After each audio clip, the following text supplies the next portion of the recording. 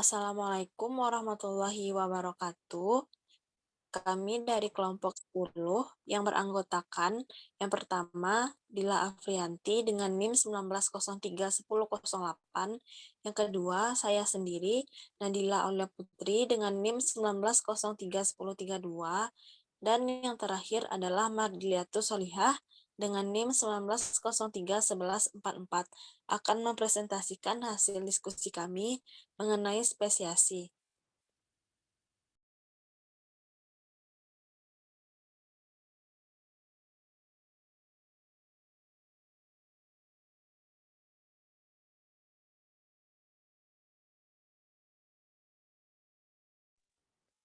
Baiklah, adapun pembahasan kami pada kesempatan kali ini, pertama adalah konsep spesiasi dalam biologi, yang kedua proses spesiasi, yang ketiga pengaruh utama spesiasi, dan yang keempat adalah model-model dari spesiasi.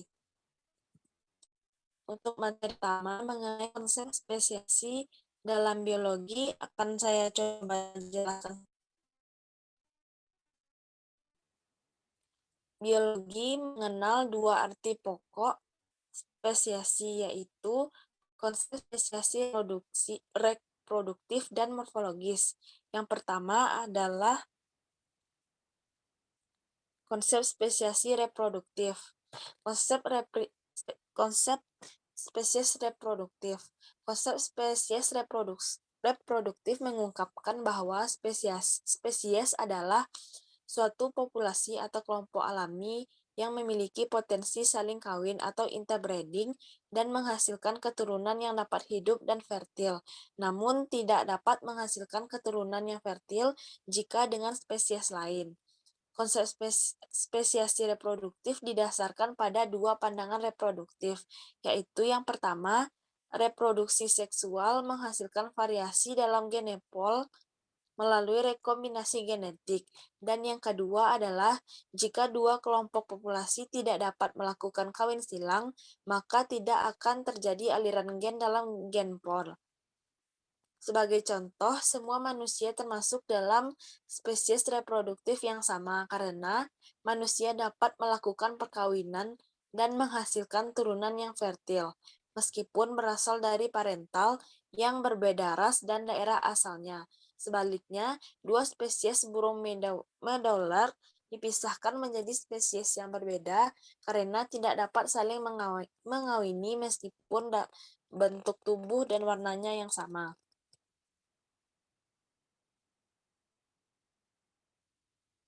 Yang kedua adalah konsep spesies morfologi.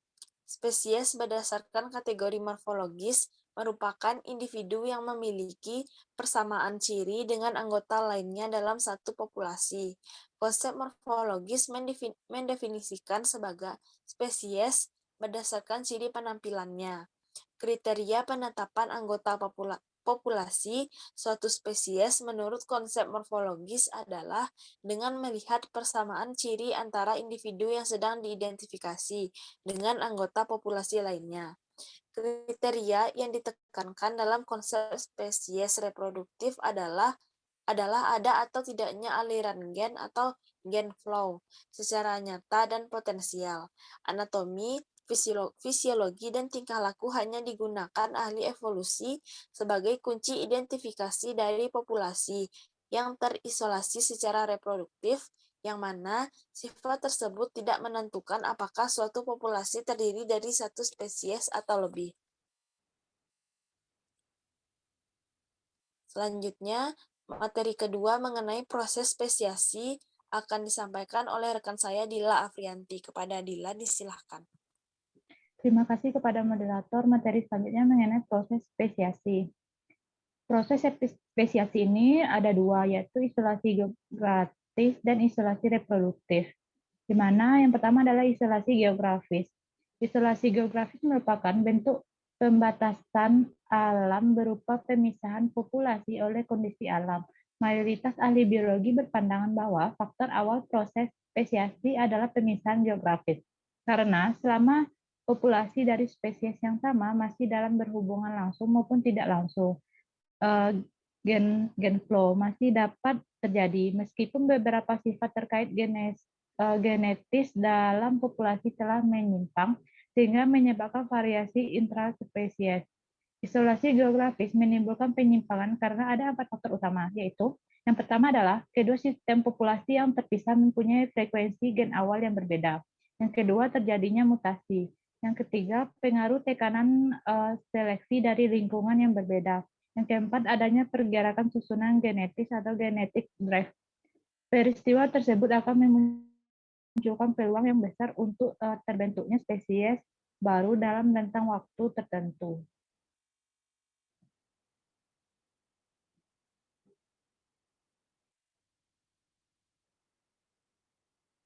Ini adalah contoh dari isolasi geografis yang menyebabkan terjadinya spesies dapat dipelajari melalui kejadian spesies tupai antelope di Grand Canyon.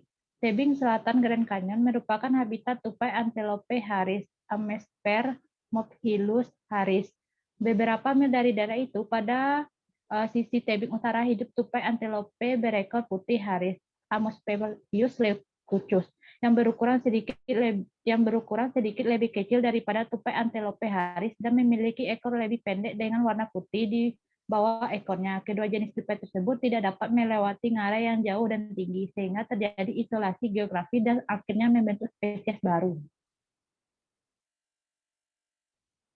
Yang kedua adalah isolasi reproduktif. Isolasi reproduktif umumnya terjadi karena faktor geografis yang sebenarnya populasi tersebut masih memiliki potensi untuk melakukan interbreeding.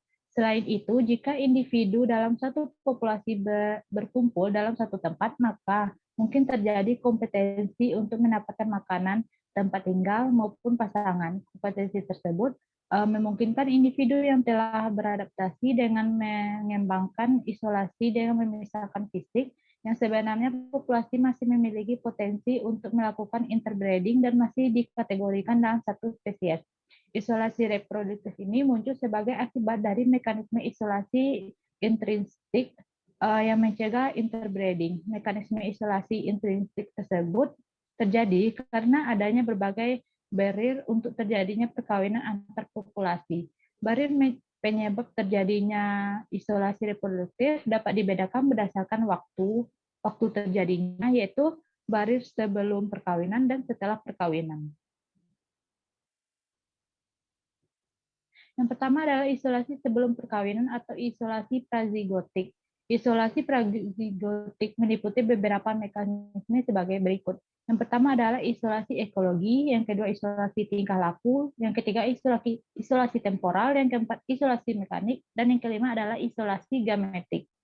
Sedangkan untuk yang kedua, isolasi setelah perkawinan atau isolasi pasca zigotik. Isolasi pasca zigotik meliputi beberapa mekanisme sebagai berikut. Yang pertama adalah kematian zigot, yang kedua kerusakan hibrid, dan yang ketiga sterilitas hibrid.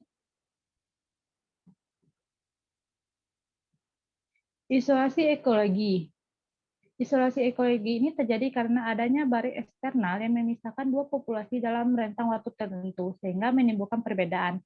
Pada suatu waktu, ketika barrier eksternal tersebut dihilangkan, keduanya tidak dapat melakukan perkawinan lagi, meskipun berada dalam daerah yang sama. Nah, kenyataan ini terjadi karena setiap spesies beradaptasi dengan iklim setempat dan berbatas daerah sendiri, dan iklim keduanya sangat berbeda, sehingga setiap spesies tidak mungkin hidup di tempat spesies yang lain. Dengan demikian, pada lokasi tersebut terdapat beberapa genetis yang mencegah gen flow di antara kedua spesies. Contohnya, kedua spesies ular garter telah mengalami isolasi reproduksi. Isolasi reproduksi tersebut karena adanya habitat yang berbeda, meskipun mereka berada pada daerah yang sama. Ada spesies yang hidup di darat dan ada yang hidup di air. Selanjutnya adalah isolasi tingkah laku atau behavior isolation. Tingkah laku berperan sangat penting dalam hal pemunculan dan dalam hal percumbuan dan perkawinan. Tingkah laku juga berperan pada perkawinan acak antara spesies yang berbeda, sehingga perkawinan terhalang oleh terjadinya incompatibility beberapa perilaku sebagai dasar suksesnya perkawinan tersebut. Contohnya, pada hewan jantan, spesies tertentu memiliki pola perilaku yang spesifik untuk menarik, mendekati, mengawini pasangannya. Kegagalan perkawinan terjadi karena pasangan merasa asing dengan pola perilaku yang ditunjukkan oleh pasangannya, sehingga terjadilah penolakan. Nah, salah satu contoh isolasi tingkah laku adalah perilaku spesifik yang ditunjukkan oleh burung bower sebelum melakukan perkawinan, yaitu hewan jantan harus mempersiapkan tempat kawin yang dibuat dari rumput kering agar burung betina mau dikawini.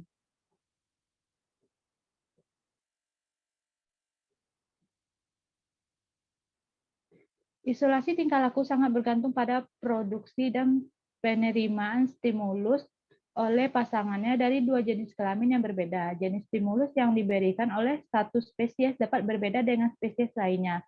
Beberapa stimulus yang diberikan oleh individu untuk mensukseskan perkawinannya antara lain, yang pertama adalah stimulus visual, yaitu bentuk tubuh, warna bulu, dan karakter morfologi lain dapat mempengaruhi stimulus visual ini. Yang kedua adalah stimulus adaptif, penyajian atau suara lain yang spesifik pada spesies tertentu dapat berfungsi sebagai alat komunikasi antar spesies, antar jenis kelamin. Ketiga adalah stimulus kimia atau feronom. Feronom merupakan sinyal kimia yang bersifat intraspesifik.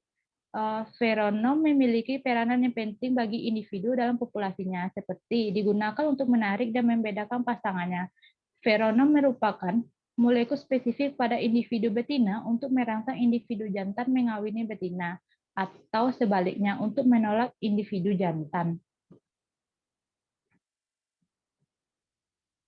Selanjutnya adalah isolasi temporal. Dua spesies yang kawin pada waktu berbeda, gametnya tidak akan pernah bercampur. Perbedaan waktu kawin tersebut disebut dengan isolasi temporal. Isolasi temporal ini dapat dilihat dari segi jam, hari, musim, maupun tahun. Contohnya, yang pertama adalah singung berbintik. Sangat mirip dengan singung putorius, namun tidak akan saling mengawini karena singung Gracius kawin pada akhir musim panas dan singung puterius kawin pada akhir musim dingin. Yang kedua, tiga spesies genus anggrek, Dendrobium, yang hidup di hutan-hutan tropis yang hidup di hutan hujan tropis yang sama, namun tidak terhibridisasi satu sama lain karena ketiga spesies tersebut berhubungan pada hari yang berbeda. Selanjutnya adalah isolasi mekanik. Perbedaan struktural antara dua populasi berdekatan dapat menyebabkan terhalangnya perkawinan antar spesies. Ketika peristiwa tersebut terjadi, maka di antara kedua populasi tidak terjadi gen flow. Perbedaan struktur tersebut merupakan salah satu bentuk dari isolasi mekanik. Mekanisme isolasi mekanik ini diperlihatkan oleh moluska genus Bradybaena. Putaran spiral pada cangkangnya menunjukkan arah yang berbeda satu sama lain. Siput kiri ini adalah contohnya. Siput kiri menunjukkan arah spiral cangkang searah jarum jam, sedangkan siput lainnya yang sebelah kanan menunjukkan arah spiral cangkang berlawanan arah dengan jarum jam. Hal ini menyebabkan pembuahan genetal tanda panah, ini yang ditunjukkan oleh tanda panah, tidak bisa pas sehingga perkawinannya tidak berhasil. Selanjutnya adalah isolasi gametik. Isolasi gametik. Isolasi gamet menghalangi terjadinya fertilisasi karena susunan kimiawi dan molekul yang berbeda antara dua spesies gamet. Contohnya, spermatozoa mengalami kerusakan di daerah traktus genital organ betina karena adanya reaksi antigenik, sehingga menjadi imobilitas dan mengalami kematian sebelum mencapai sel telur. Contoh isolasi gametik dapat diamati pada landak laut. Telur landak laut yang dikeluarkan di air tidak akan dibuahi oleh sperma dari spesies lain karena selaput sel telurnya mengandung protein tertentu yang hanya dapat mengikat molekul sel sperma dari spesies yang sama. Contohnya adalah landak laut warna merah tidak akan dapat membuahi sel telur dari landak laut warna ungu maupun sebaliknya, seperti yang terlihat pada gambar.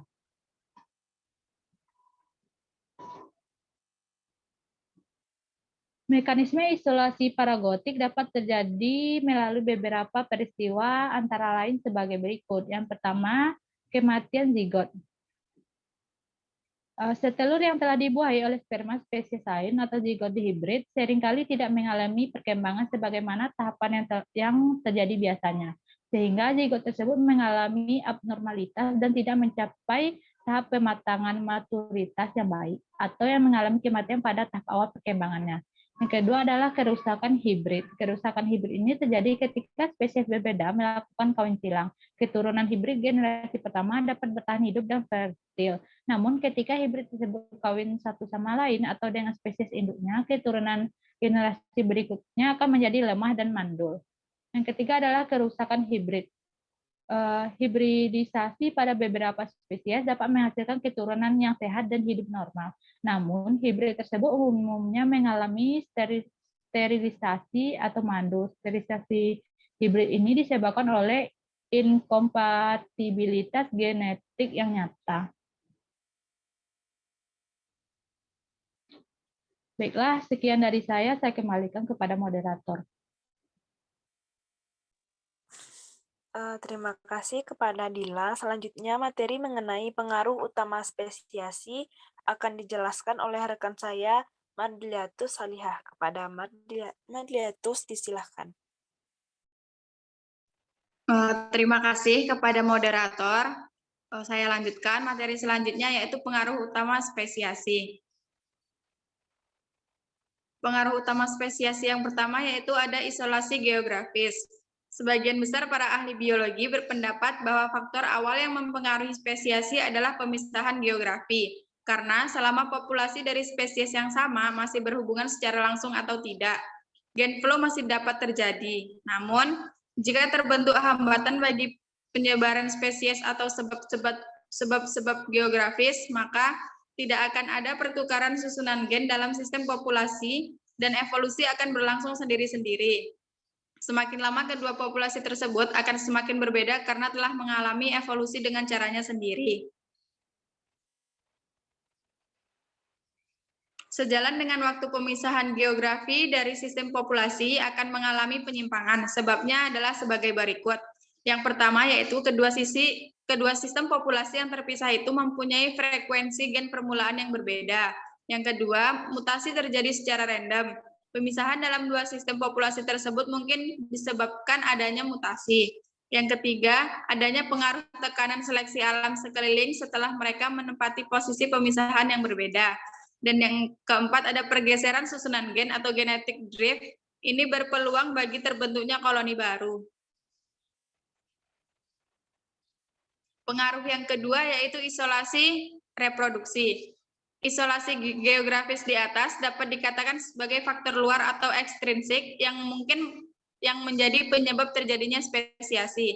Selanjutnya, dalam rentang waktu yang lama akan terjadi mekanisme isolasi intrinsik, di mana sifat-sifat yang dipunya oleh populasi tersebut dapat mencegah bercampurnya dua populasi atau mencegah inbreeding jika kedua populasi itu berkumpul lagi setelah batas pemisahannya sudah tidak ada. Oleh karena itu, dapat dikatakan bahwa spesiasi dimulai dengan adanya penghambat atau barrier luar yang menjadikan dua sistem populasi menjadi sama sekali allopatrik atau mempunyai tempat yang berbeda. Namun, keadaan ini belum sempurna sampai populasi ini mengalami proses intrinsik yang menjaga supaya mereka tetap allopatrik atau gen pool. Mereka tetap terpisah meskipun mereka dalam keadaan simpatrik atau mempunyai tempat yang sama. Yang selanjutnya ada model-model spesiasi.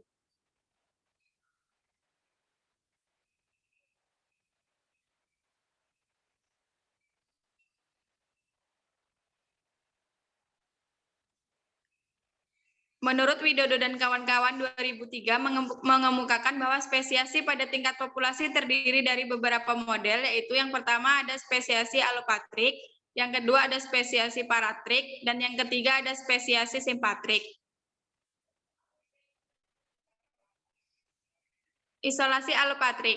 Spesiasi menurut teori allopatrik terjadi sebagai berikut. Ada satu spesies dengan distribusi geografi yang berkesinambungan. anggotanya terisolasi secara geografis dari yang lain, beberapa individu secara kebetulan terisolasi setelah bermigrasi jauh dari populasi induknya, dua populasi mengalami perubahan evolusi yang berada dalam lingkungan yang berbeda atau keduanya terpisah. Apabila suatu populasi menjadi alopatrik, kemungkinan terjadinya spesiasi sangat besar karena kumpulan gen yang terisolasi itu akan mengakumulasikan perbedaan genetik yang disebabkan dengan mikroevolusi. Akan tetapi, populasi yang terisolasi yang berukuran kecil lebih mungkin akan mengalami perubahan yang cukup besar untuk menjadi spesies baru dibandingkan dengan populasi yang berukuran besar.